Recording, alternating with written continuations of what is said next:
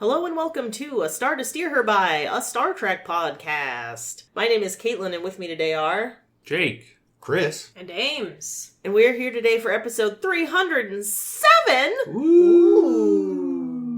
And today we're going to talk about 2 more episodes of Star Trek The Voyager, which we won't be able to say for that much longer, guys. No, we're in season 7 now. This is the last one. This is the last of the good Star Trek. So today we're going to talk about 2 episodes, so, mixing it up a little bit. We're going to talk about Repression and Critical Care.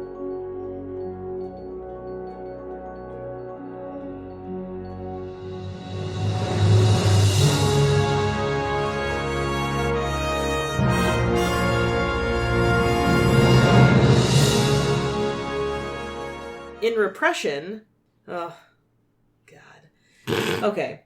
In Repression... Have you repressed this one yet? God. Honestly, earlier, I was like, so what episodes did we do this week? Chris was like, Repression and Critical Care. And I was like, oh, yeah, Critical Care. That's the hospital one. Yep, that was good. And then I was like, Repression. And I was outside, and I was, throwing stuff away and putting stuff in the garbage can. And I was like, Repression. I was like, 7? No, not 7.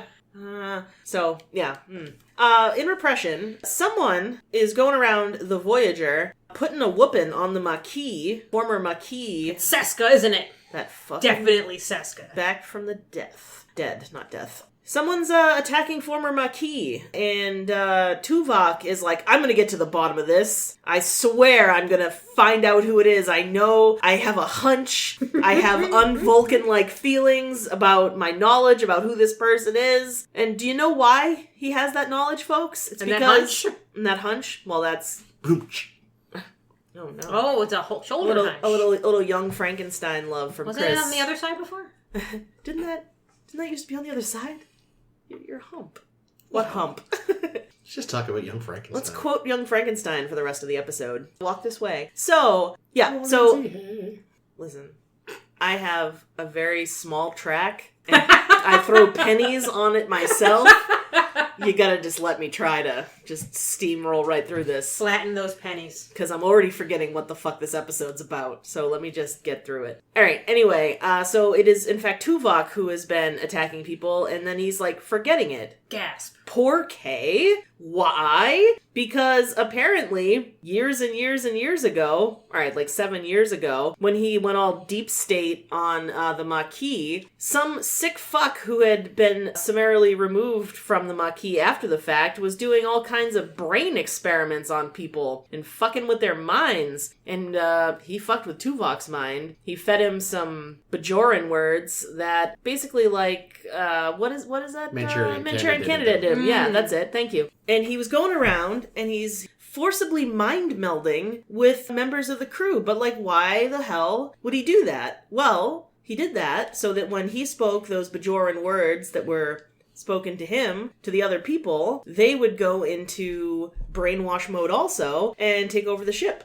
They would have got away with it too, except Tuvok is apparently a tough motherfucker. Yeah. Janeway's like, you're in control, Tuvok. And he's like, oh yeah, I am in control. And Vulcan power.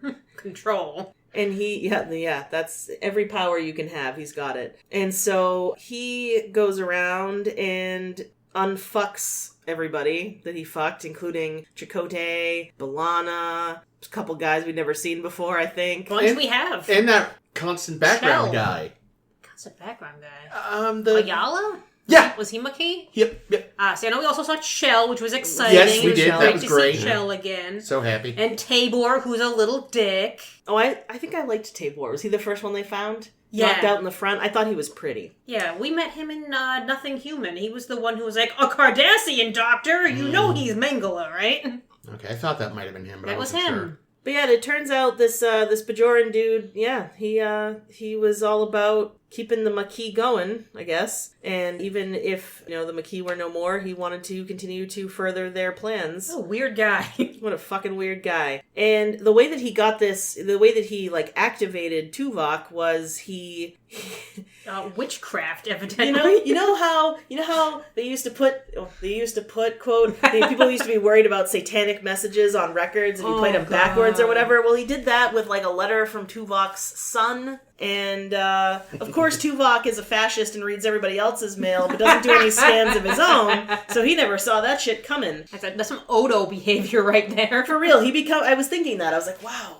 Odo really is a good changeling. I never suspected this whole time he was Tuvok. But yeah, he manages to unbrainwash everybody and they unfuck the ship. The end. And they all all have a movie night. Oh yeah, that's right. Tom's stupid new movie holodeck program. So, you actually already got something I was going to bring up later. I'm pretty sure the Federation is actually fascist. Oh, undoubtedly. Like... Haven't we said this before? Yeah, but there's just more evidence. Yeah, because, like, Tuvok's just allowed to suspend privacy if he thinks he needs to. It was really easy to impose martial law in that DS9 two-parter. In that alternate reality where Harry stayed behind and Daniel Byrd or whatever went on Voyager, Starfleet can just beam into your apartment, phasers drawn, if they have a whiff of a suspicion about you. It's like... But the utopian future of it all, Chris. Yeah, I am increasingly on side with Eddington. The Marquis. Yeah, Eddington. Oh, also, I realized this is where, because ages ago, we talked about the ship being called the Valjean. Yep. And this is where you see it on screen. You do. That's the one thing I'm not on side with him about. A little too obsessed with Les Mis. It's just not... Who even gets... This is Les Mis corner. Who can even get past the fucking 100 pages about Waterloo? Like, I was, like, enjoying the book, and then they were like, let's talk about Waterloo. And I was like, do we have to? And it was just like, yes, and we're gonna keep going until you lose interest. And I was like, yep, you're right. And I have. Thanks. But yeah, I don't know, man. It's like, something wrong with Federation. Deeply wrong. I like when Chris says, I don't know, man. It's like he's like, hello, fellow students. I think you already know, Chris. I swear, they get it from the Vulcans. Vulcans are all about fascism. Yeah. Because it's logical. Certainly Spock loved it. It's so efficient. Tuvok seems to like it a lot. And that baseball Vulcan was a giant racist. Mm-hmm. Yeah, speaking of Tuvok, though, Tim Russ got to do some fun stuff this episode. So I was like, oh yeah, right, good. Because I feel like... It's been a while. I also feel like there hasn't really been, like, a Tuvok episode in a while, if really at all. Like, we can always say, like, yes, there have been some good Chakotay episodes. In which Well, there was that episode where we did his past. Is that the one you were going to say? No, I was going to say... Riddles? Riddles. That one's kind of like a Tuvok and Neelix buddy comedy. Like Tuvix. Yeah! No, and there's the one with... the girl... who wanted to kiss his mouth a lot. Oh, yeah. I can't remember what that was called. Tank Girl there, yeah. Yeah, the Tank Girl. They were on that planet where time moved differently, and it's like Tom and Tuvok crash landed on this shitty desert planet and had to eat spiders. Yeah, with Tank Girl. Sounds like some piece of shit TOS episode. Is that what it was? Oh. No, with this, it was... I understand, but it sounds like a TOS episode. Fair. It's like... The spiders would be worse, though. One of them's... It's actually like... a dog in a spider costume. It's someone's hand just crawling around that they painted black. Yeah, the same guy that played Thing. I was just thinking that. Yeah, but really though, like, Tuvok doesn't get a ton to play with. That's really like exploring him. Mm. It's always a way to explore somebody else, like Neelix, like the Neelix Tuvok relationship, which we do love. But what are the Tim Russ episodes? I mean, I thought Riddles was gave Tim Russ a lot to do. Oh yeah, because he was acting his balls acting off. In that, and he was playing like a not Tuvok. You know, it wasn't just like he was Tuvok. Yes, reminder: Tim Russ can act. He's awesome. I really love Tim Russ. Yeah, and in this one he does some interesting things because he was still doing them as the normal Tuvok, but it had this interesting range to it. Yeah, yeah. I mean, this is one of the rare bits in season 7. Or really since season 4, that did Jerry Ryan have a line? I know there's she walked past Chell at one point. There's one shot of her where people are suspicious of her. Oh, that's right, yeah. And then I don't think she ever shows up again during the episode. She must have been fucking relieved she got a day out of the corsets. They just filmed that real quick at the end of a different filming day, and they were like, you know what, why don't you take the week off? They forgot to even arrest her or Icheb because they were just both being science in astrometrics. You know, it was over. It was like... They didn't even notice anything had happened. Yeah, Seven, where were you? Well, we were busy. For 3 days? I was so happy to not be interrupted. Yes. It sounded like you guys had it covered, and we sided. The mutineers made sense to us. It was logical. I mean, yeah, that's the other thing, though, is like, okay, they got the jump on Janeway, and they got evidently the jump on the people on the bridge with the, they shot poor Harry. And typical. Every day they shoot poor Harry. But I don't see there not being organized resistance to the mutineers. Like, I don't see 7 of 9 not storming the bridge. Like, unless they just locked all the doors from the security console, which is probably a thing you can do. She could have hacked it. Yeah, I was going to say, like, 7 of 9 is not... Doors aren't stopping She her. genuinely just didn't give a fuck. She would just go, honestly, she would be like a one-woman wrecking crew. She would take everybody out on her own. Yeah. You know what I mean? She would crawl through the vents... And that's, like, I think a missed opportunity in this episode would have been, and I know people complain that, 7 of 9's always, she's the Mary Sue, she's always the fucking hero. But at the same time, it's like, it kind of could have made sense to, like, maybe she's the one that gets through to Tuvok somehow. Yeah, or at the very least, do what you do, like, whenever something's happening and Data could always solve the problem, is someone has turned him off. Yeah. Like in the game. Well, I was going to say, she could do the game with Tuvok, flash him with a light, and then oh, shit. The real missed opportunity was seeing brainwashed Chell. Why? Honestly, the more you think about it, is like, he makes less sense as a Marquis than Chakotay. Because Chakotay... doesn't feel like a terrorist, but he feels like a man of principle. Yes. How did this guy end up going... He wanted to get laid. Or it was That's gotta be and it. if not that, it was the kind of like, I'm joining the army after high school because I have no other options. Well, yeah, but you don't join the Marquis because you're out of options. You join... You might. Well, maybe he flunked out of Starfleet and was like, Yeah, if the army didn't want him... man. Yeah. Yeah, no, I like your explanation. He did it to impress someone. He's like that kid that was selling military secrets on, or not selling, but like sharing military secrets on Discord to impress his friends. Oh, that guy. Oh, yeah. Maybe Chell was on like the Maquis Discord and like, hey, I know some shit. He was like, yeah, I was training to be a barber at Starfleet Academy and I couldn't cut it. Literally. Or one of those, tank video game guys that keep giving away secrets to prove they're really in the military. Dumbasses. Oh, I had a thought. Oh, yeah, okay, so we've done this mutiny. Done. Check it off. We haven't. We've got control of the bridge. Janeway's under lock and key. There's still a good chunk of the Maquis that haven't been brainwashed yet. So Tuvok, we got to get on that. But before we do anything else, everybody take 5. Go to your quarters. Find your old Maquis shirt and vest and everything. Or replicate a new one. Ayala couldn't find his, which is why he had to be in Dash Rendar cosplay. Yeah, it's so silly that they had to change their costumes. It really did just drive home, though, the fact that they never should have put them in uniform. Oh yeah, they look way better. True. Yeah, I do like Torres' little jacket. I think is super cute. Mm-hmm. Or they could have made that a plot point. They could have been like, it could have been symbolic of the integration of the crews. Like maybe they wear their own uniforms for a while. Nope, it happens in episode 1. Yep. Yeah. It's a joint ship, but you're gonna wear our fucking uniform, Chakotay. Well, don't you fucking argue. Fascists. There was an interesting bit earlier where like there was some discord sowing between Chakotay and Janeway, like a tiny bit when he was like, "Oh, my crew is," and she's like, "Your crew." Our crew. I was like, has he already gotten Tuvok or something? Well, no, it kind of makes sense. It's on his mind again because of that letter from Starfleet a few weeks, months, whatever, back, where they were like, so how are the Maquis? And he's like, I'm going to need a lawyer when we get home. I wonder if that book guy from TOS is still alive. Definitely not. Maybe you can get the lawyer from Cardassia. Yes! That was You flatter me, sir. You flatter me.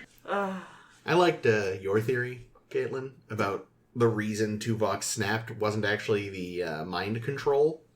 I don't remember. I don't, like, Chris is always trying to feed me these thoughts that I had, and I'm just like, I don't remember what I was thinking earlier. I don't remember what I had for breakfast. So, go ahead, tell everybody how brilliant I am. When they were watching Tuvok's letter, before they were watching the, like, subliminal message, his son is like, so yeah, I'm dropping out of xenolinguistics to do music instead. And she was like, that's really what drove Tuvok crazy. I do remember that now, yeah. And I stand by it. Yeah, it's like Bataille.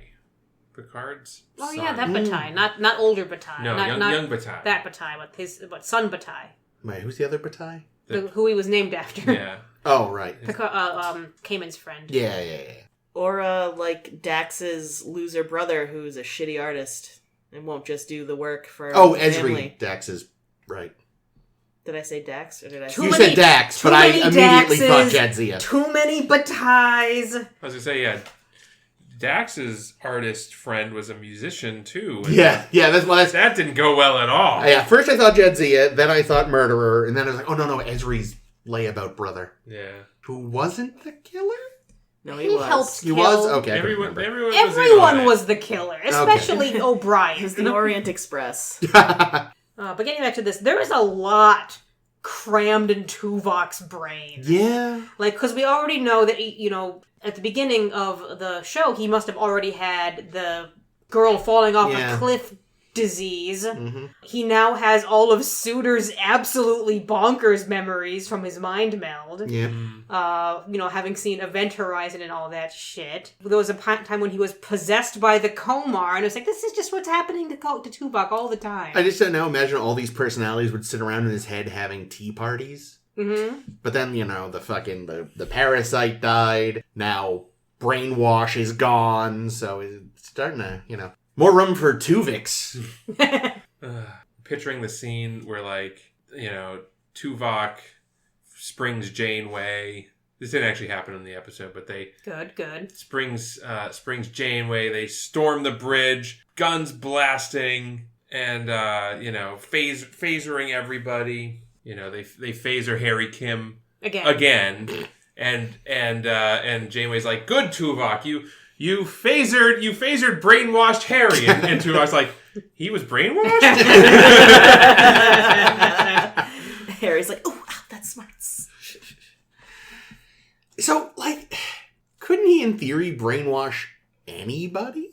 Everyone! That's true. Why did it only I have didn't to think be it- Maquis? Maybe it That's was... a good point. They were the only ones that had the fun outfits. I was, maybe it's easier because they were already, had been in the Maquis. Yeah. Drunk words are sober thoughts. I also thought, man, you think this evil psycho would make his brainwashing more violent, but then I was like, maybe even he knows, you can only brainwash someone so far. Yeah, I'm guessing it's more it's like a nudge versus a it's not quite like the Geordi level of you Manchurian Candidate. You couldn't make Chakotay murder people in cold blood because that's too far even for mind-controlled Chakotay. The guy, what the hell was his name? His name is Tiro Anadis? Sure. Tiro. Let's call him Tiro and Anus. Tiro Anatus sounds Tiro, like my anus? Yowza. Tiro Anatus sounds like a great dessert. Some sort of Italian baked good.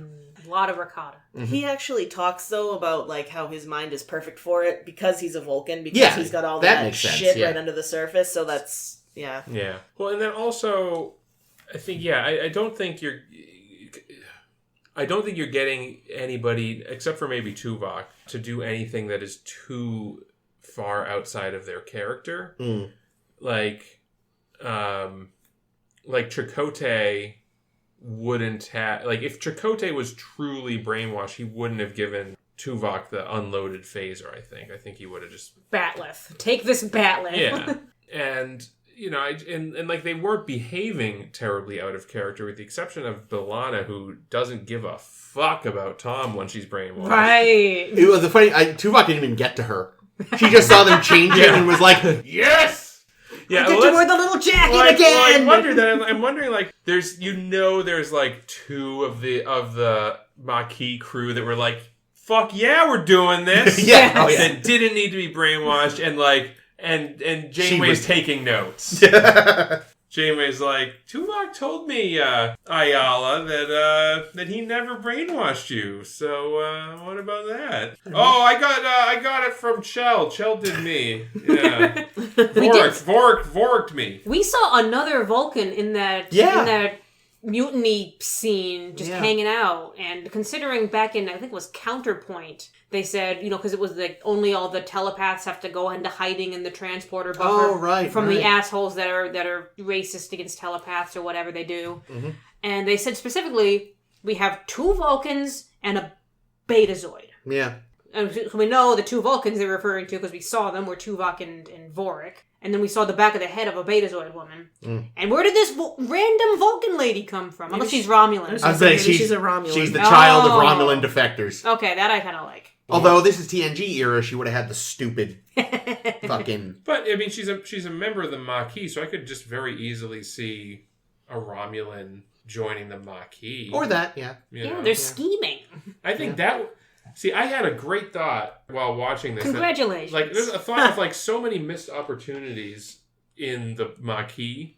That this episode should have been in season fucking 1. Like, how awesome would it have been if they had introduced a Romulan character who was a member of the Marquis, and like the Starfleet crew is like, okay, yeah, no, I'll get along with the Klingons, I'll get along with Bajorans and humans, though. Fuck but that guy. I'm not getting along. I'm not gonna serve on a starship with a fucking Romulan. Are you kidding me? Is that you, Worf? Well, yeah, but you could have people that were like that, or even fucking better, a Cardassian. Yes. Ooh, I love that. What if? Here's another thought I had. What if? Because they were chasing the dragon. Yes, they were chasing the Valjean into the Badlands. What if they had on board Voyager at the start of the show a Cardassian liaison who was like there to help out or whatever. B'Elanna would have murdered him. Well, I know, right? Can you imagine that? Can you imagine if like integrating the crews and oh shit, we got a fucking Cardassian, and he's not just like a token Starfleet Cardassian. He's a legit. Yeah, he's not Garrick. Gray area all the way down. No, he's a Gull. This is like what if they had 5th generation Obsidian Order. Gull Evec to pop in. And then it's really awkward when Seska pops up, because then it's like, ooh, you fucking knew about this, didn't you? And you can be like, no, this is one of their crazy... We don't keep each other in the loop. That's why we don't constantly fail like the Romulans. Yeah. So many missed opportunities. Like, I wish they would not have done any more Marquis shit, because it just reminds me of all of the ways that they failed. Well, okay, so let's talk about Johnny Tiramisu, or whatever his name was. Good. Delicious. What? Like... This is a holy time. Yeah, right. But he's sitting around in hiding wherever he is. And this is like 7 years have passed. Yeah, like by now he's probably... the Maquis didn't want him. I'm sure even the Bajoran government has like washed their hands of him. So he's just sitting there bitter, and he's like, yes, finally, my old contact's been found decades away. Let's activate him. Yeah, because he forgot about him entirely. Fucking why? And the rest of the Marquis is gone. Yeah, arrested or dead. Like, what did he say? When they get here in several decades... Arrested, dead, or recruited back to Starfleet. It's the principle of the thing. They'll fuck up that Starfleet ship and I win somehow. Yeah, what an idiot. What a weird fuck. Hate that guy. Also, I'm a little not terribly pleased that just like... Voodoo is real as long as it's Bajoran voodoo. It's like, what is happening with this weird man? Well, I don't know if there was voodoo. I mean, I think it was science. I think it was. Was it? Well, it was. Science. It was that candidate shit. Is that real? No, but they did it to Geordi. Yeah. Okay. They like. But that was an implant in his visor. But it's also. Yeah, but there was instruments on Tuvok's head. Yeah. It wasn't like. Oh. It wasn't like he was screaming. Smoke. Are you smoking yet? He had him strapped down and was doing, invasive work on his brain, so I buy it. Yeah, they do it enough. I'm like, yeah, sure. They also, speaking of Geordi, stole his trick of... Because they remember with the invisible, an identity crisis. Yeah, they I love that. Not backwards compatibility. They backtracked from a... Oh, the shadow. Yeah, they were able to kind of extrapolate from there. I was like, I've seen this. Computer, remove all the people. Why is there still a shadow on the wall? There must be a person there. Yeah, I love that kind of stuff. Because I was even wondering, okay, so you're trying to figure out who was in the room with Tabor that could have knocked him into a coma. Couldn't you just ask the computer who else was in this room at that time? And then they do at some point. And it's like, why haven't you done this? Because here's the thing, they didn't know what kind of episode they wanted to make. They were like, we want to do a... Is it a mystery? Yeah, we want to do a mystery episode. Is it a thriller? Yeah, but no. They didn't... If they had picked one direction, it would have been a lot better. I don't know any of their songs. Wow. Oh, God. I haven't heard Harry Styles' solo album. It's not bad. But yeah, I love the visual of just a shape over what would have been the comatose Tabor body. Yeah. And just saying, okay, who could that be? Not Naomi Wildman. Good joke. I did like that line, yeah. I said, joke's on them. She actually made herself a robot suit. Ooh. Well, the other thing, too, you'd think that Tuvok would have been better at covering his tracks. But he's mind-controlled. How much... is it him? Well, that's the thing, though. I think it is. It's him. It's him, but evil him. Hot. That's the thing, is the guy didn't consider Tuvok might figure it out too soon. He only had to do so much. Although, yes, had anyone said, give me this data, and they would have been like, it's been restricted. Well, who by? Well, that's restricted. Then Janeway just would have gone to Tuvok and said, can you unrestrict this? Janeway should be able to unrestrict that. She's the captain. Yeah, you'd think. She's right there. Yeah. Watching movies with him. Yeah. And she's eating popcorn. Okay, and what else happened in this room? We have to find out. Play the next tape. I like that when Tom was programming his movie cinema, he had to program in somebody to shush people. Yeah. Mm-hmm. But he did that because he knew that in the 24th century, nobody's going to know you're not supposed to talk at the theater. Because they haven't been to a movie theater. Well, no, but they go to plays and concerts. Well, but that's different because you don't talk in the play because you don't want to be rude to the actors on stage. But you talk at the movie theater, it's just to be rude to the other audience members. I did think the cinema set looked fake as fuck. What do you mean by fake as... it looked like a set and not a cinema.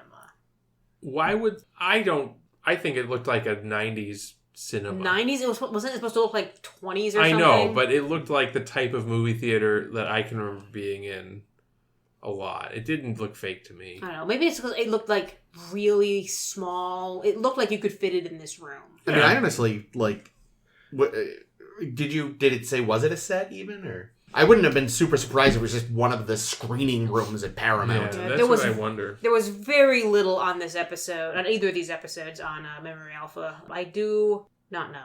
No, I think it was probably a real movie theater. Doubt it. Because place bets on it. Well, the reason I think that is because there was a projection booth.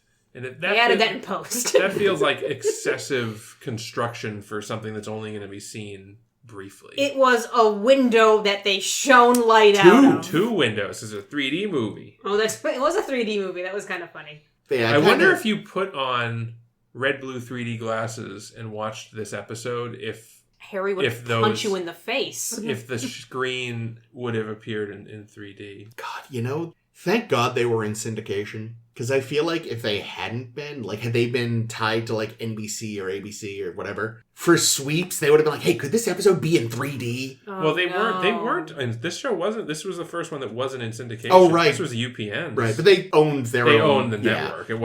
Yeah. I feel some of the network would have been gimmicky. It's like, and if you buy this week's special edition TV guide, the glasses will be in there, and they would have had a lot of, gags. Oh, yeah. This...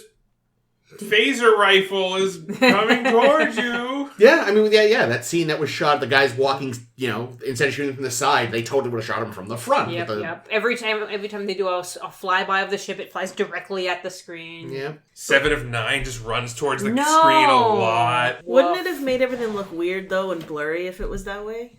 Without the glasses? Yeah. Oh, yeah. Yeah. But they used to do, Dumb. Drew Carey had a 3D episode I can remember watching. Didn't ER do a live episode? Drew Carey did several live They episodes. did, yeah. Wow. That show... They have to do 2, one for East Coast, one for West Coast. Yeah. Right. I mean, a lot of shows. I feel like 30 30 Rock Rock did had it. it too, yeah. Yeah, I remember ER did it, and I remember what... It wasn't a live episode, but as far as gimmick sweeps episodes. X-Files once did an all black and white 30s monster movie inspired type episode. Sweeps is dumb. Well, I don't know. Yes, and I think that in some ways there was a lot more fun and experimentation on TV at that time. Yeah, I can get behind That's that. true. Try something different. Yeah, and you say, it's Sweeps. It's a good especially excuse. for a comedy like 30 Rock or Drew Carey, where you can get away with doing a goofy Yeah. 3D Well, yeah, when a comedy episode. does something weird, you're like, yeah, sure. Yeah, and if you screw up, it's funny. Yeah. That's half the fun. And X-Files had a lot of great kind of experimental episodes. One of my favorite X-Files episodes that played with the format was a parody of the show Cops, where it was filmed in the style of Cops, and it was like a ride along with Mulder and Scully. Oh my god, that's funny. And it was really well done. I got into that show late, and I feel like it was always at its best when it wasn't focused on the arcing conspiracy bullshit. Oh yeah, It started out much more Monster of the Week, and it was it was hit or miss, but more hit, I think, possibly. Yeah. Fringe is another show that was like that, where they kind of started as a Monster of the Week, and then it gradually became the plot, the serialized plot. John Noble typecast bad dad. Oh, he's great in it. It's on the list of stuff I must watch one of these days. X-Files? Fringe. Fringe. Yeah. It's good. Joshua Jackson. Oh, yeah, he looks great. Do we have anything else about this? We talked about all sorts of weird stuff now. I mean, I don't. I wrote down in large letters, all signs point to Chakotay. Yeah, I think that's... Oh, that one thing I'll say. I wish that all cinemas had the ability to delete the audience. Same. That would be nice. Jake's mother asked us recently, are you guys going to go see the new Guardians of the Galaxy? I'm like, fucking no. Have you even seen the first two? Yes. Oh, really? Okay. They're fine, but I just hate the theater Oh, experience yeah, me too. so much. I've heard that the third one's really good. I'll But go wait to just see to it. eat popcorn. We should probably Let's put something talk else on our about- face. Yeah. Critical care. Yeah. All right. Well, then, critical care. nice segue there. I feel like we've really... Yes, I love it already. Speaking of a pending feel health like- crisis.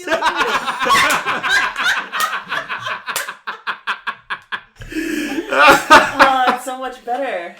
Thank God you were here. He lives here. Critical care. In critical care, some douchebag named Gar steals the EMH and sells him into literal EMH hell. Slavery. Well, yeah, but I feel like if it was just regular slavery, it would still suck, but at least he wouldn't have to then be also stuck in the American healthcare system. I feel like that's Heyo. worse. You know what I mean? This does feel specially tailored to ruin his day. Yeah. This It's like Robot Hell with less songs. He'd love Robot Hell He would. if there were lots of songs. But yeah, so in critical care, it seems like people who are more highly valued by society are the only ones that get good health care, and people that aren't highly valued by society don't.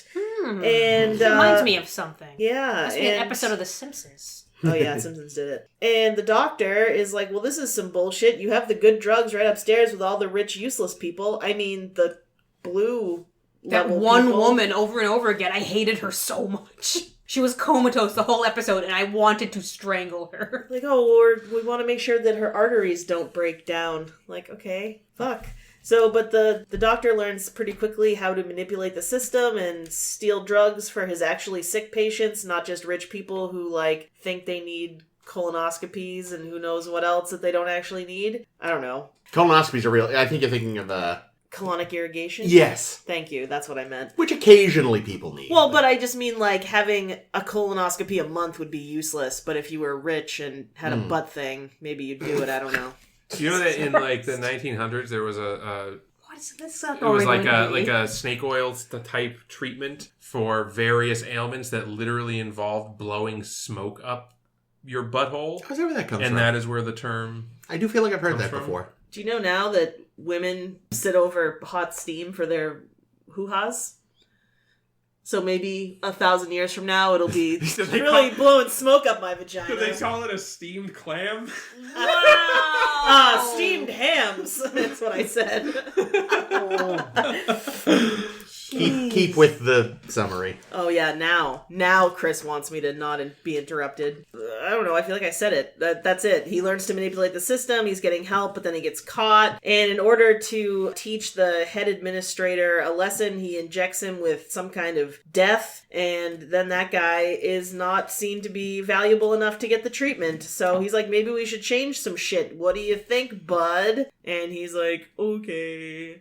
Holy shit, the ethics in this episode are just so broken. It's amazing. No, they weren't broken. It turns out everything was functioning normally and correctly. Well, I mean, so, like, I had so many thoughts. Thought 1, does the Hippocratic Oath override the Prime Directive?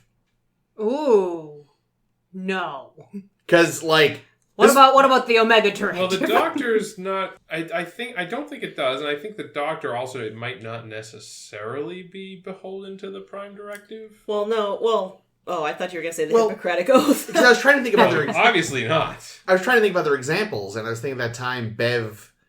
fucked a ghost. Got kidnapped in that, like, High Civil Ground. War. She to help. But even before she was kidnapped, she was like, just meeting out medicine, and people were like, no, don't do that. She's like, fuck off, I'm a doctor. And it's like, technically, she was interfering in that sense by just giving out medical help to whomever. So, like, is there a provision in the... Or, like, I mean, maybe the Starfleet wouldn't care. They'd be like, well, fuck you. But, like, if you're a doctor, what takes precedence? And in the sense of, like, obviously, like, you can't go down to an undeveloped world and, like, here's the cure for your weird space disease. But if you're, like, with a society that's more or less technologically on par or whatever, and they're just like, oh gosh, I need a doctor. And, like, he had a little more knowledge, but he was only using their stuff because he didn't have his own equipment. So, like, what is a doctor more beholden to? The Prime Directive or being a doctor? I think he would have to treat... I think yes. I think he would treat it. I think he would be required to treat. I mean, you can go all the way back to DS9 with Bashir on the phage or the quickening. No, the phage was the other. I was thinking the other one with the Jem'Hadar. I think it's literally called Hippocratic Oath. Yeah, but that one also is a hostage situation. The quickening. You could make that argument. Yeah. Bones regrew some lady's kidney in 1986. Well, that was a flagrant abuse of power. Yeah, he was just... Here's the thing. Bones was drunk 23/7. That's so. fair. 26/7. What's the other hour? Sleep. Boning. Yeah. Now, Bones is always boning. Now, you made an interesting comment about the U.S. healthcare system. Now, I couldn't help while watching this episode, though, that the system as portrayed in this episode is the exact scaremongering tactic that conservatives or just people that are opposed to socialized medicine used to describe the conditions in socialized medicine. That care will have to be rationed, and there'll be death panels that will choose who, if your grandma's valuable enough to society. Yeah, she's not. I know her. Well, there you go. So it's interesting that, like, I think depending on who watches this episode and their political leanings or thoughts on healthcare are going to either see it as a damning condemnation of the United States healthcare system or a damning condemnation of socialized healthcare, and both have valid points. True. Damn. Although, let's be honest, all the arguments against socialized healthcare. I think my favorite one is people like, it's going to take you so long to get an appointment under socialized healthcare. It's like, do you not try to get appointments now?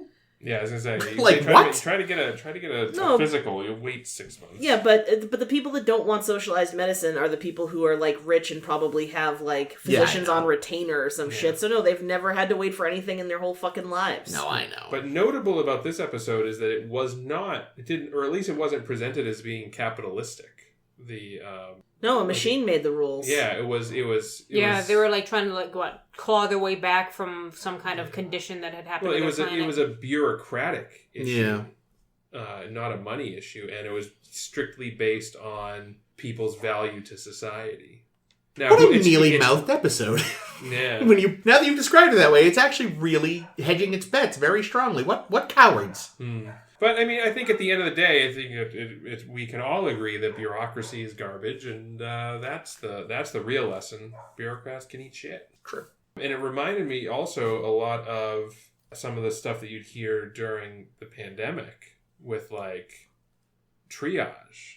And, About like people having to like not being able to get people into beds because like or not having enough ventilators and stuff. yeah, or... like who do we give the ventilator to? Do we give it to the 90-year-old that's like probably going to die with or without the ventilator, or like the 40-year-old who will probably survive if he gets the ventilator? Yeah, or for that matter, I know there was also the argument of, do we give this bed to someone, to an anti-vaxxer who's here out of their own fucking stupidity and then got COVID, or someone who has some other disease who needs our help? Yeah.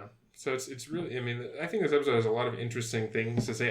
And to your point, Chris, I don't know that it gives us answers. It makes you angry. It does make you very angry. No matter what you think of it, it makes you angry. I know there's a book, I'm assuming, it's called Teaching Medicine and Medical Ethics Using Popular Culture, that suggests using this episode as part of a curriculum. Mm-hmm. Nerds. I will say I actually remember reading about this episode when it was a TV Guide article about the upcoming season 7 of Voyager. The shit I retain. Nah, you didn't even watch season 7 of Voyager. No, I was going to, and then just never got around to it. And you're like, ugh, critical care, no. But he specifically watching. talked about one of the writers, like, oh yeah, no, we got this episode coming up about HMOs. So even if the show didn't say it quite explicitly, that was certainly in the writer's head. Yeah, for sure. You know what really bothered me about this episode? What? That you have the proper nouns. Can I see the Yes. proper nouns? Find the proper nouns from the card. Yeah, that Oh, that Voji sounds like OG? well, no, that Voji and Tebis look the same. They do look They very look similar. so fucking similar. I they do. agree. And they were in the same color, like, scrubs and shit. Yeah. But Yeah. Voji had a little bit more of Emilio Estevez about him. Yeah, he was a little older, obviously, but like they could have Less been sickly. brothers. Yeah. Yeah. Maybe they were. Oh, when that fucking bureaucrat killed that kid, though. Yeah. It's like, yeah, it's a violation of ethics, but I'm with you, Doc. Yeah, why I but can't again, be a it's like an doctor. interesting. I wish they hadn't made the care on blue level, quite so superfluous. Like, because to make it like, oh, it's to treat this, An entirely unnecessary yeah, condition. it's unnecessary treatment. It's preventative. It's not even like treating a condition. Like, I think it could have had a more salient comment if the doctor's choice was actually, a choice. yeah, like okay, the doctor chooses to give the medicine to the kid, and then it's kind of the question of like, well, was that really the right thing to do? Because what the administrator then says is like, well, you used up the allocation, and there's not going to be enough medicine. Like, if there was an actual consequence and not just we're creating a consequence to make it, to punish the doctor. Yeah. Well, I mean, artificial scarcity. But if there was legit Certainly. scarcity, or Well, but maybe there was real scarcity. We don't really know. we don't know. Well, what we do know is that they're giving the medicine to people that don't really need it. Oh, that's true. So yeah, probably And- not. Though. Yeah.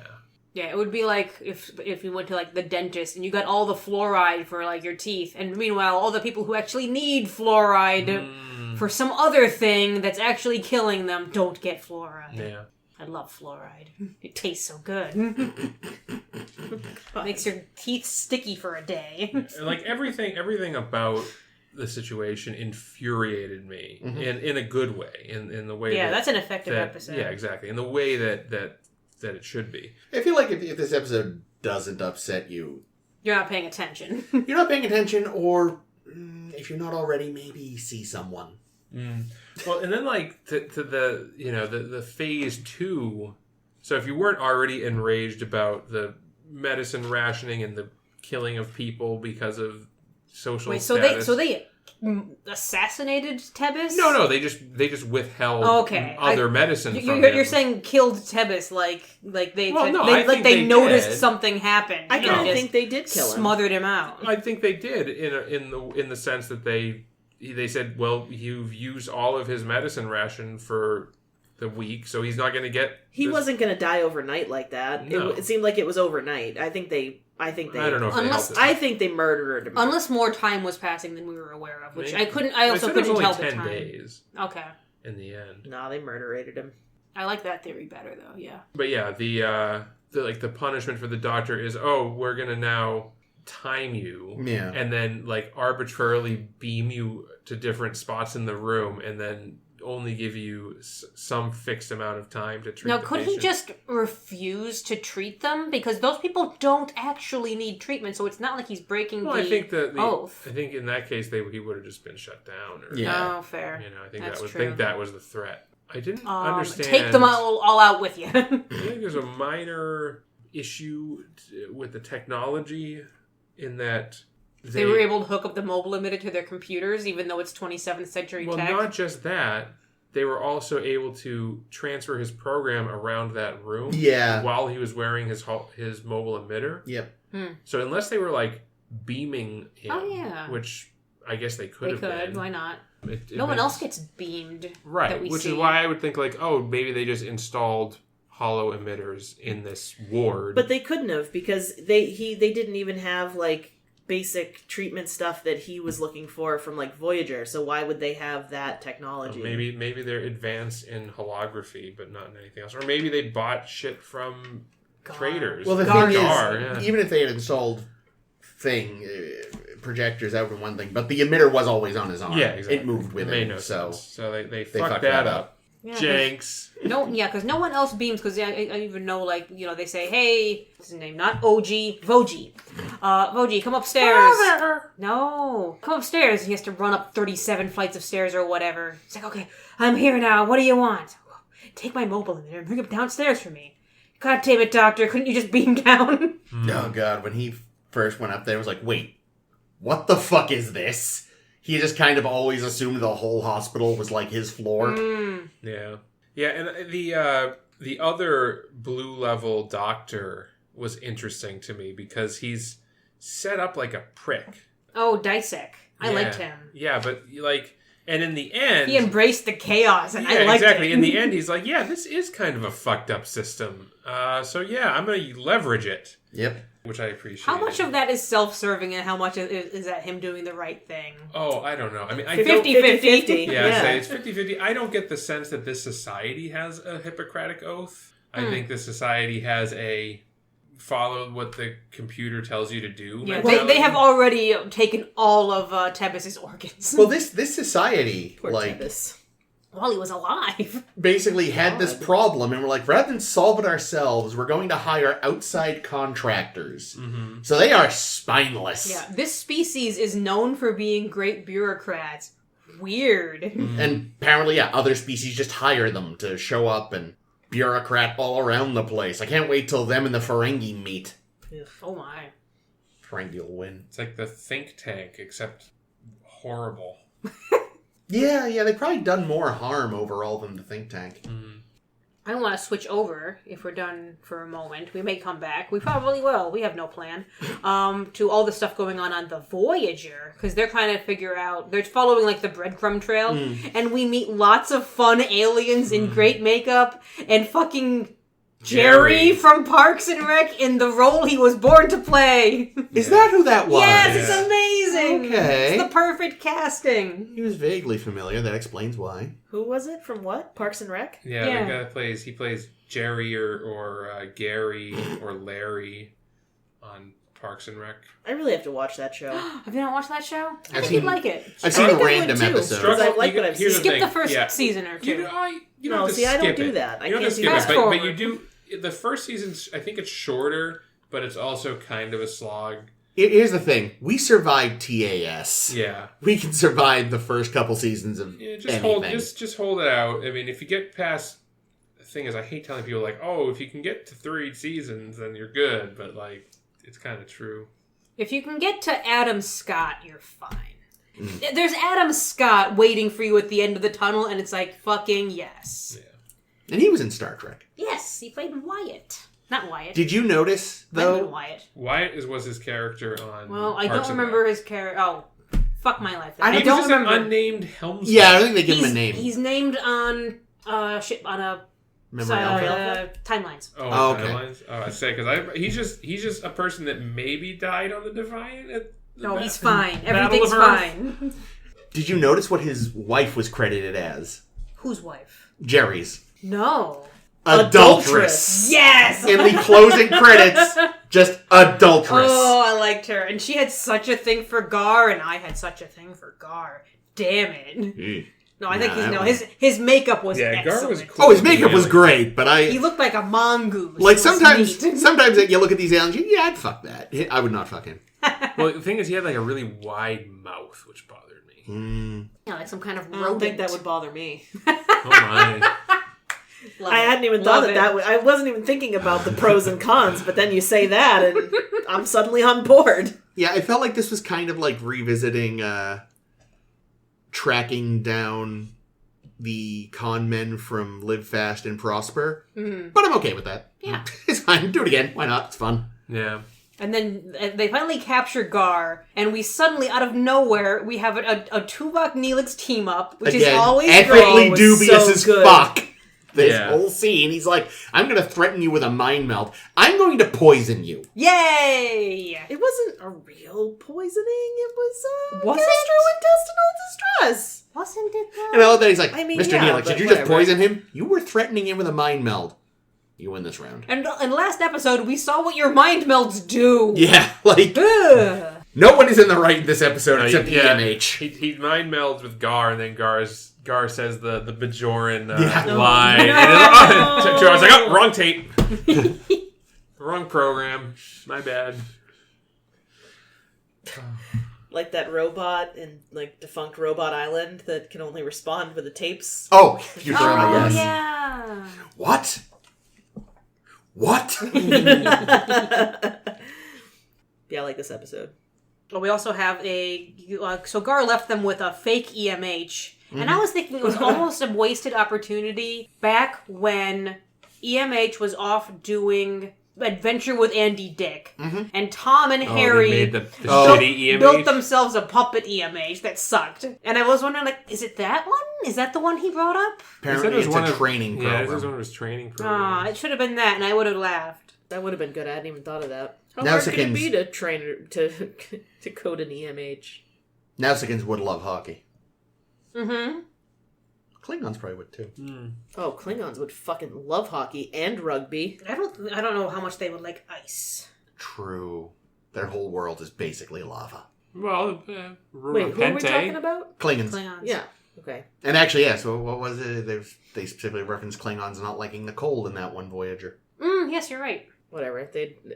Once you get all warmed up, skating around and punching people, they get used to it. Yeah, that's the thing. I think that the Klingons would have a hard time not killing people. I have these Just blades ask on my Worf. feet, Yeah, you see. exactly. Okay, they actually just put tiny batlets Yeah, on foot- instead of foot normal batlets. blades. That would be I like so that. sick. They'd be so cute. I kind of- but deadly. That's the thing. I kind of picture them being really bad at ice skating, though. Oh yeah, they're not coordinated. They'd be terrible. You know that scene in Beauty and the Beast? Aww. We Tale as old also as time. get another cute scene where the who was hitting on Janeway a bit. Oh no, it was the adulteress thought. Yeah, she Janeway wanted Gar. Gar because this woman is a weirdo, and Janeway pretends to be involved with Tuvok, and meanwhile Chakotay's weeping in the background. Carving a tiny I made tub. you a tub. I have a man. I loved that. And Tuvok doesn't even acknowledge. He just keeps going with his things. I can't. I already can pretend to mind meld people against their will. I'm just going to ask the questions. Tuvok, this is one of those episodes. I will say, it's probably for the best, though. Like, this is a time where the tone of the B and the A plots are very different. Sure. But rather than it being jarring, it was kind of like, here's a release valve. Yeah, it was balanced. The A plot this was actually balanced. Really upsetting here. Have a giggle. Okay, now come back. Now come back and be sad again. Yeah. Now have a giggle. Now be sad. Yeah, a great Doctor episode, I thought. How much did you guys like that little end scene where he asks Seven, "Who's here? Hooray!" Yay, she gets a scene. Seven's got work this week. Hey, Seven, can you test to make sure all of my ethical programming is working? And she's like, yeah, it looks fine. Why? He's like, oh, no, I did some unethical things, and I was wondering if it was a flaw in my programming, or if I'm a monster. Sorry, Doc, you're becoming more human. If you were Data, you'd be sort of weirdly happy about this. See, this is my new headcanon, is that they never the evil MH from the Equinox. His program just got merged with the Doctor. Oh, I was gonna say maybe they just never turned back on his ethical subroutines. But surely that was some kind of greater good situation. You're not supposed to intentionally poison someone, even to make a point. Listen, why should the Hippocratic Oath matter to him? He's not following the rules of robotics. So just fuck it. Oh no, I mean, actually, the first law of robotics and the Hippocratic Oath are very similar. Well, he broke them both. Beep boop. Yeah. By the way, Robert Picardo is on Cameo, so we could hire him to sing the Robot Hell song. Just saying. Oh my god, that would be fucking amazing. Oh, I bet he would love it. Actually, I don't know if he's still active. They do list people who you should just ask him anyway. Were always on ever. So that would be so great. I would love that. Right, we're going to sing a different song right now. We're going to sing the Mutiny song.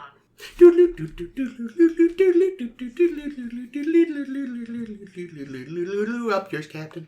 Thank you, Chris. You're welcome. All right, so our block activity today, in reference to our mutiny that we saw in whatever the first episode was, Regression, right? Meet and mute. It's all episode long. I'm watching like, oh no, I picked mutinies this week because I saw it referenced on Memory Alpha. I don't see a mutiny happening at all this episode. Oh, like there it is. We're fine. There's a legit actual mutiny. Oh yeah, Great. there it goes. Oh. I see it now. Because we don't see a ton of mutinies. Yeah, I was trying Trek. to think. I couldn't come up with loads.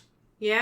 How many times has Michael Burnham mutiny? At least twice per episode. Yes. Well, yeah, I was from original run. Are we counting mutiny as being like the captain has been brainwashed or has switched bodies with somebody? Yes. Okay. Yes. So turnabout intruder. Actually, what we should do first is define mutiny, because it's not just like not following orders. It's literally you take over the ship. Taking. Wait, isn't that just like insubordination? Yeah. Well, you have to, but like... No, yeah. Like, insubordination is not following orders. Actively taking over the ship is a mutiny. Because, like, there's definitely a lot of... There's turnabout intruder. Yeah. Which is one where the captain's been replaced. There's the one with Picard when he's been imprisoned, and they put an imposter in his place, and then the crew eventually mutinies. That was Allegiance. And that was appropriately enough. That was the fake Picard, and he sings a sea chant. Yeah. So yeah, like those ones are interesting because it's not like they're mutinying against the captain; they're mutinying against the imposter. Yeah, but they don't like. How could they prove that it's an imposter? For all they know, there's just something wrong. Yeah. It's like he's saying things that are fucked up. The same thing happens, and I'm going to spoil a little bit, because I watched this episode this week because there's an episode of Enterprise with a full-fledged fucking mutiny. It's in season 3, it's called Hatchery. Yeah, okay, that one. And I watched this episode, and I'm fucking horrified. And boy, when we get to this episode, when we talk about it on the podcast, I am going to be livid, because Archer is protecting some life forms from the other side of the war. And everyone on his crew is like, why isn't Archer committing war crimes right now like he usually does? And they mutiny. Mm-hmm. Season 3 is... rough. It is a lot... Here's the thing. It is a lot of them doing bad shit and never getting a comeuppance for it. And it's unclear what the episode is even trying to say. Like, they rush it under the rug because it's like, oh no, it's because the only reason Archer was helping these hatchlings is because he got like spit on, or he got something on him that made I'm him... gonna spoil season 3 right now. Do it. I hate season 3 because so much of it is like they're all doing really bad things because of an event. It Star Trek does 9/11. Yeah, well, Star Trek does the War on Terror. Yeah, but the thing is, again, it's doing a lot of very bad shit, and you get like, all right, you've been driven to this because bad things happened, but there's never any repercussion. Yeah, it's almost like the episode's like, they're like, no, side should you be on? It doesn't matter. Well, most of them go with like, yeah, this is fine because bad thing happened. So yeah, it's it's fucking. I hate season 3. I fucking hate season 3. The message is so bad. It is so hoorah, war on terror. Like, you know, when people are like, how are there conservative Star Trek fans? Well, season 3 of Enterprise. Well, yeah, I feel like Enterprise as a whole could kind of be looked at as Star Trek for conservatives. Well, probably, but season 3 stands out so much as being so reprehensible. Yeah, but that was the zeitgeist. I know. Fucking... So we'll get to season 3 of Enterprise eventually. Unfortunately. And that episode will be particularly fucking horrifying. Well, listen, we might not. The world could end before then. That's a fair point. Hooray! Within the next something to look forward to. Silver lining. So speaking of Enterprise, I feel like there's also a mutiny in A Mirror Darkly. Oh well, there's mutinies every day in the Mirror universe. Chekhov mutinied. Well, that's how you get promoted in the Mirror universe. Like that. They even have a word for mutiny there. I think it's implied that Kirk off-screen mutinied against Pike. Yeah. No, it's said outright. He got the command by killing Pike. Yeah, but did he mutiny or did he use his magic box in the wall to disappear Pike? I don't remember. I think it had been Pike's magic thing, and he only found out right after he killed Pike. I don't remember. I thought it was he had the thing and used it to rise, like because his captain's woman was saying, "Oh yeah. Episode's worth I know how you rose so quickly in Starfleet." Yeah, that's the one good Mirror Universe episode. We should rewatch it and find out. But yes, they did put Mirror Kirk in prison in the Prime universe, so that may have technically been a mutiny. But they put the evil Kirk. Oh, you mean on the real normal Enterprise? Yeah, they put all the Mirror people in prison. Spock putting them in the brig would count. Yeah, we never get to see anything that happens on the actual Enterprise. Really. No, just or that the repercussions thereof. Screaming in the. Do any brig. of them think it's actually Kirk and there's just something wrong? Well, I think that at first that's kind of all they really say is like, we thought there was something up, but we weren't sure what. Garth of Izar, he mutinied, right? Is that his crew? His crew mutinied. Yeah, because he was a wacko. He was committing war crimes. Mm-hmm. Unlike Archer, who wasn't committing war crimes. He wasn't committing enough war crimes. That 1 week, he wasn't committing a war crime. Not enough war crimes. And yet Sisko is the one who gets shit on all the time for the war crimes he did. Well, because people actually watched Deep Space Nine. Fair. No, they didn't. More people watched it than Enterprise. Yes. Fair enough, but... Speaking, again, though, of DS9, didn't they technically mutiny at the start of Season 3? Because, they were told that Starfleet had to leave Terok Nor, and a bunch of them stayed behind to help the little Lenalis' resistance. I don't remember any of this. It was like Who stayed behind? Well, wasn't Kirigus left behind? Well, not when the Cardassians take over. This is the circle there when that Terrence. Was such a bad plot line. When Terrence Stamp was it Terrence Stamp? Yes. No. Yes. Yeah, maybe. No, it's the other fella. Great. I've just started my third watch and I still don't remember. Yeah, it's the start of season 3. I think it's a 3-parter. Kai Wynn and that politician secretly back that Bajoran nationalist group. Yeah, the Circle. Yeah. And Starfleet's like, you know what? Fuck it. We're getting the hell out of Bajor. The Bajorans can have the station. We're fucking leaving. And Sisko and friends stay behind. Yeah, which technically is in direct contravention. Which, again, it's not a ship takeover, but it's still more than normal insubordination. It is definitely closer to sort of mutiny. It's definitely... Well, the Sisko is of Bajor. Yeah. True. But yeah, they all stay behind and in civilian clothes, which is, that's when it's serious. Yeah, I think there's got to be because I know, like, you know, we don't say Kirk mutinied when he went and found Spock. That was some other thing. Well, yeah, that was a different crime. That was treason, I think, technically. Yeah. It's certainly bad. A Metaclon. Was it a Metaclon? Who was it that killed Wayun 1?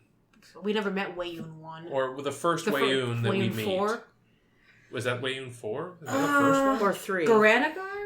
Whichever. One of them. Whichever one were after they did that joint mission to do the thing. Yeah. The Jem'Hadar just vaporized the Wayun. Yeah. And that of course was a retcon, him being Wayun 4 or whatever. Yeah, I was just they only established later they were clones so they could bring back Wayun. Yeah. But yeah, I guess that was a mutiny. Yeah. Good. Insurrection, obviously. It's in the title. Well, he steals his own ship. Yeah, it's the thing. It's his own ship. I mean, that's more like insubordination, right? Because I would agree with that. Because he's going against his orders. Yeah. From... Again, I guess what it is once you steal a Starfleet vessel, it's treason. Probably not mutiny. Yeah, I think a mutiny is... I had this open. Do I still have this? What are we looking at? Oh, the dickbag cat is trying to get in the cabinet. He's almost... Stop mutinying! Is there a new bag of food? It is, but it's not even the one he likes. Well, he knows there's a new bag in there. Mutiny. Alright. Mutiny is defined as an unlawful attempt by military personnel to seize or overthrow military authority, in this case referring specifically to any attempt by mutineers to take control of a vessel from its commanding officer. Does anybody mutiny against Jellicoe? No. Damn it. No, because they love why Jellicoe. would you? Because, yeah, he's exactly. brilliant. He's like, hey, he finally gave us the 4-shift rotation we've been looking for. And made fucking Troy put on a real uniform. Mm-hmm. God, I hated those purple pajamas of hers. Yeah.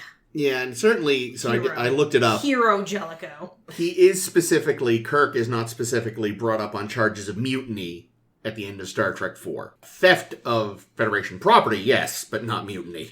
Mm. Yeah, I think it's you have to be overthrowing whoever is in charge of the thing, and when, like, say in what was it, the Circle or the Siege or whatever the other one was of Deep Space Nine, there's no one in charge of the station. They're just disobeying orders. How do we feel about brothers? Oh, I guess technically, yeah, but just by the strict definition. Yeah, What episode? That is the one where Data takes over the ship. Data goes back to Daddy because Daddy turned something on in his brain. Daddy turned him on, and he had to get back. Yowza. I would count that. Yeah, no, again, dictionary definition. How about power play? Yes. Wait. Power play. Yeah, I guess. Yeah, I suppose so. You say power play, and I was thinking a different one, but yeah. Power play is O'Brien. Are they trying Troy to take control of the ship? Data. Though? They do take control of the ship, right? They shoot. take They some shoot. hostages. They're never in control. Troy knocks out Picard on the bridge, and O'Brien phasers Riker and Worf, I think, or just beats up Worf. I can't remember. But see, at this point, they're not technically themselves, so this is more of a piracy thing. But yeah, that's true. But they did. But then, I think Riker or Worf managed to lock out the computer, so they didn't actually succeed. Yeah. And then they went and did a hostage situation. Mm-hmm. Like you do. Yeah. Yeah, the one I thought for a second you were referring to was Disaster, in which the 3 children refused to leave Picard to die. Oh. That's a mutiny of sorts. He even tells them it's a mutiny. Mm. He specifically says this constitutes mutiny. For that matter, though, in that same episode, I would say that In Disaster, Ro came within inches. Yeah, True. Ro wanted it so much. She wanted to mutiny. That's right, I forgot about that. Well, because Troy made a terrible decision that turned out to be right, but still, Ro had a very good point. Sounds like a great captain one day. I have one more from TNG I was going to bring up, and that's that we know that the crew of the Pegasus mutinied the fuck out of that ship, but they all fucking died. Oh, the mutineers died. Yeah, everybody like the bootlickers like Riker made it out. Yeah, they got away and was like, oh well, if you guys are going to mutiny, we'll just leave you on this fucking sabotaged ship of woe. Not to be confused with whoa. I guess ultimately the crew of The what's it mutinied? Equinox. Yes. Oh, yeah, they definitely did. Yeah. Fucking... When the what's his captain name? finally Burke? grows a conscience. Oh, yeah. Yeah, that was that. Max. Fucking Max. Yeah. that guy he was sucked. so good at that shit. He was. He was so good at being a piece of shit. It wasn't a real mutiny. It was a simulated mutiny, but worst case scenario. Yeah, that's a fun Had a one. mutiny. I like that one. That's the Holonovel. The holonovel. With Seska. That wild bitch. A couple others in Voyager we had, while we're talking about Voyager, we had Anorax's crew was ready to mutiny in Year of Hell, and that's the only reason they were able to get their shields down, so Janeway could Leroy Jenkins that motherfucker. Leroy Jenkins. I haven't thought about Leroy Jenkins in a while. Does Threshold count? When Tom kidnaps the captain and... He's not trying to take control of a ship, he's trying to get off the ship. Yeah, we That's got just- off, right? I thought you were just going to say he was trying to get off. I was like, oh. Yeah, I know. I just really wanted to bring up Threshold. It's funny. As well you should, it's a good episode. I was it's an spacing out. Did episode. you already say Anorax? I just Yeah, said, just a minute ago, yeah. I thought I heard you say, and then I couldn't remember. The part of Caitlin today. and then I being played erased by Jake. I erased that timeline, and then you forgot that. That's right. It was. Makes sense. I'm going to throw out there because you did say the definition is taking over the ship from its rightful commander, right? Yes. So would we count elementary Dear Data when Moriarty? Moriarty takes isn't a crew member. But he he takes is over just the a ship. Yeah, he he's is a just pirate. an invader. Oh, okay. He's a pirate. Yeah. Yar. Yeah, I like the pirate analogy. Like when the Ferengi took over the ship in Stupid Children episode. That's piracy. Stupid children episode. What's it called? Mary. Rascals. Thank you. Little rascals. Little Rascals. Spanky and our gang. There's definitely... Again, it's the Mirror Universe, but the Enterprise Mirror Universe episodes definitely have a mutiny. Yep. But in classic Mirror Universe fashion, God, that's a good episode. God damn. You're gonna hate them, probably. I am greatly debating not being on that episode because I don't know if I'll be able to stand my life. Oh, Which episode? you all never let me skip episodes I don't want to Which do. episode do you? In a Mirror Darkly. Oh. Mostly because Chris is going to be so pleased that it's going to be too much. Couple other ones. Oh, we got freaking Spock, man. Oh, yeah. Spock, that prick in the menagerie. Oh, yeah. Oh, yeah! Yeah. Good point. Because he fucking takes over for he uses people's voices and against them and things, and takes over the ship in the menagerie so that he can go to fucking Talos 4. 15. I thought you were gonna say, This Side of Paradise. Oh, that too. Wow, Spock. Goddamn. Amok Time. He never fully takes over, but he does that's lie true. about orders that had been given. He Oh, also right. does keep changing the Yeah. direction of the ship. Yeah, he like semi-mutinies. He mutinies like in like the subconscious. Yeah, he tries to a have very a bureaucratic subtle mutiny. mutiny. Doesn't Decker escape custody? Because he escapes custody This is in Doomsday in Machine. Doomsday Machine. And then he... But I guess it is technically his ship.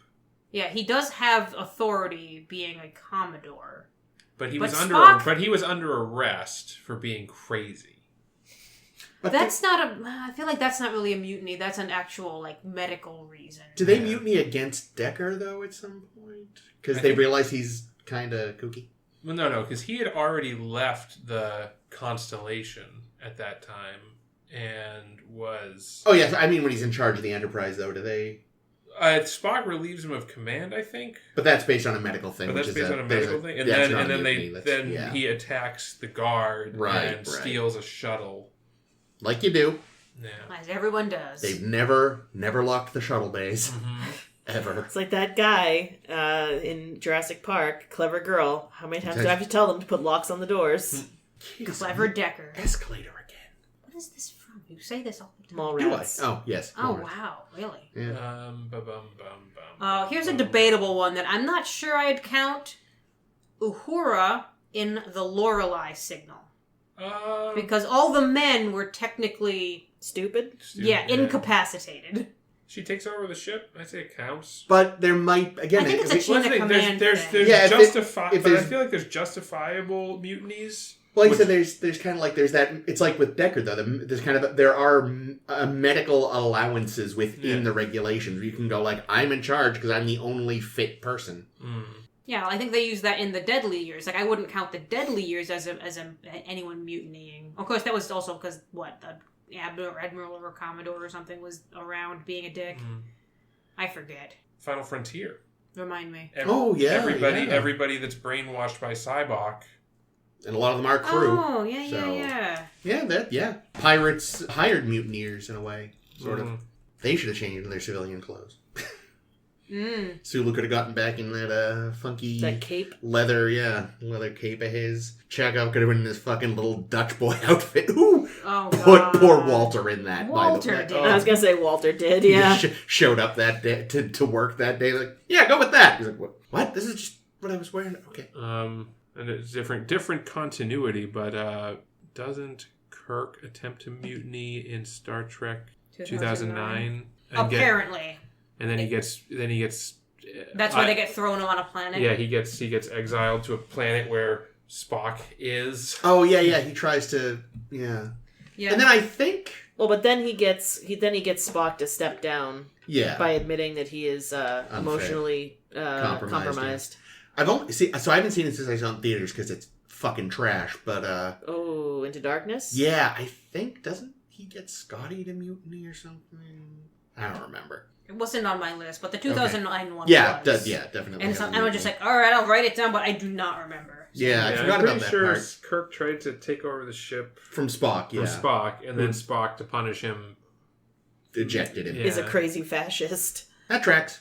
They got that part right. Fucking everybody in Dramatis Personae. They were possessed at the time, but it means that all the people that were possessing them were also mutinying. Wait, which one is that? That's where Sisko builds a clock. Ah, it's good. And Dax is like, it's not even that good. It's just a good clock. Let me rephrase that. I enjoy Sisko in that episode. I can't remember anything else about it, but I remember enjoying Sisko and his clock. You're right, the episode itself wasn't that good. Yeah. I remember Julian being fun because he never took sides because he's just on his own side. Right. But, like, Kira's character is trying to, like, overthrow the ship. That's gotta be where they came up with her Mirror Universe character, because, like, watching it, because I just watched this one recently, and you can really see... what is it, Intendant Kira? Mm-hmm. You can see it there. We said Dramatis Personae. I was thinking of that Shakespeare episode from TOS. No, which one? No. True that. That's what I was. That thinking TNG of. one that I really like, but can never remember the fucking title of Time Zero with Macduff. Oh, Conundrum. Yeah, someday I'll remember the damn title. I brought it up how many times in the last couple months? A lot. That, again, isn't really... Yeah, I was thinking about that one, too. I don't think... It's not technically mutiny, because they didn't know who they were or what they were doing, but Starfleet... Worf presumes that he's the captain. Yes. Well, he's got the sash! Wasn't that his reasoning? I can't remember. He says, I am also decorated. Yeah. But, if they had gone through with it, and presumably not survived, Starfleet would have been like, what the fuck just happened? I have another one. And that's the Voyager crew in Night. Because in Night's where we pass through the blackened space and have to save the night aliens from the Malon dumping garbage. Yep. And Janeway, who's been a sulk the whole time, decides, I'll seal the wormhole from here and I'll just have to live here in the darkness of night for the rest of my life. And everyone says, no. Janeway, no, we're mutinying, so you can't do that. And then she's like, fuck! But thank you. That's very kind. She needs help. You know? She did in that episode. Yeah. Luckily, kicking ass helped her. Oh, man. I was going to say, I really want to hear Janeway drop an F-bomb, but she's in the one new Trek where you can't do that. True. The rest of them I have are from New Trek. There's that... Oh, God, I don't like this one. There's a short Trek, Ask Not, in which Pike is under arrest for mutinying, and we're going to set him in front of this cadet or whoever this bitch was. You make sure to watch Pike and make sure he doesn't get away. And I completely forgot about this. Yeah, and he was supposed to be, mutinying, but it turns out there's a twist and Yeah, I don't remember it that well. I forgot. Yeah. Yeah, that was about a mutiny. We never see the mutiny, and technically the mutiny doesn't exist, so all this thing. Yeah. Final episode I have as an example is from Strange New Worlds, and that's the crew of the Serene Squall, which were just so easy to plant the idea of mutiny into. I forgot about that Because they fucking love mutinying. Oh, it's good, yeah. What about the woman in Prodigy who... the other Valnakat? Yeah.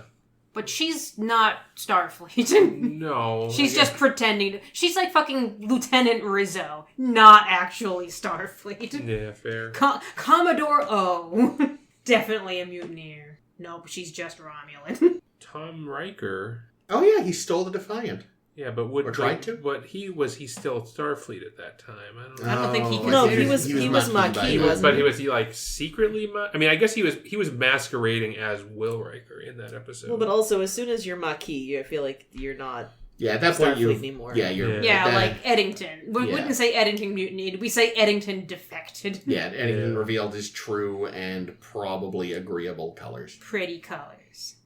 Yeah, I'm trying to think if there's anything else that I can think of. But Do we consider Michael Burnham to have been covered by us saying all the mutinies that Michael Burnham Yeah. does? Yes. Oh, Yeah. okay. I just wanted to make sure. There's at least 2. Edward, Not more. Edward wanted to mutiny, speaking of short treks. Oh my god, He he's Sean would have Benjamin's been character? in the fucking right. What? Edward Larkin, the Tribble guy? Yeah. Yeah. Justice for Edward Larkin. Fair enough. It was unexpected, but I'll take it. Fuck that bitch. I mean, I'm ashamed to say it, but it really just makes me want to eat a Tribble. They do look delicious. They do. there was. They're like poplars or poplins. What are Poplars. Those? Poplars from Futurama. Was there an episode? Yum.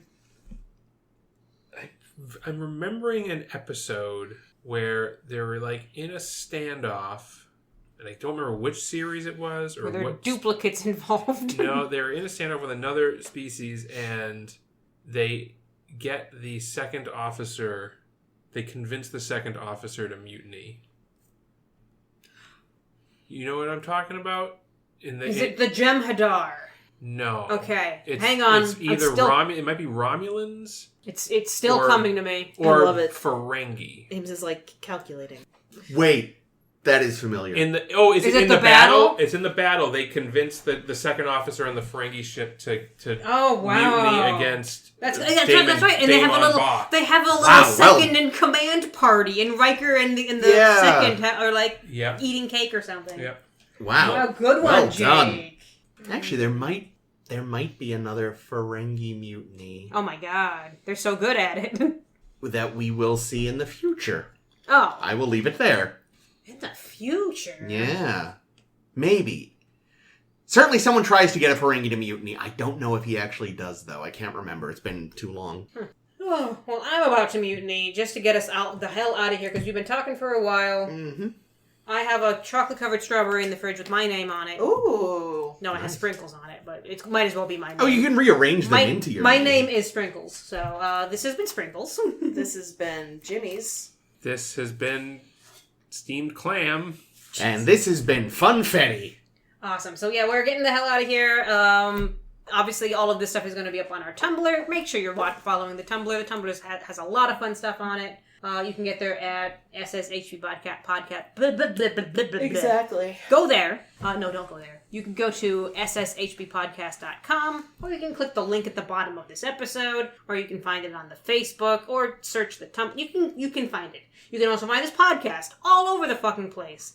It's on the SoundCloud, it's on the Apple one, it's on the Google one, it's on the other ones. It's all over the place because next week we got more, not Deep Space Nine. What show are we watching? The Voyager. The Voyager. Next week, the episodes are going to be Inside Man and Body and Soul. So you're definitely going to want to hang out with us for those. We're also on Facebook and Twitter, which exist. That has been it from me. I was going to make a joke at the end. What was the joke I was going to make? Oh, yes. So this has been Ames. My treatment coefficient is 1. Works for me.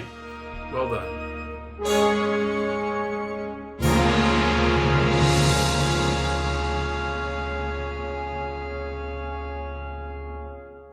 I'm Caitlin. My treatment coefficient is 69.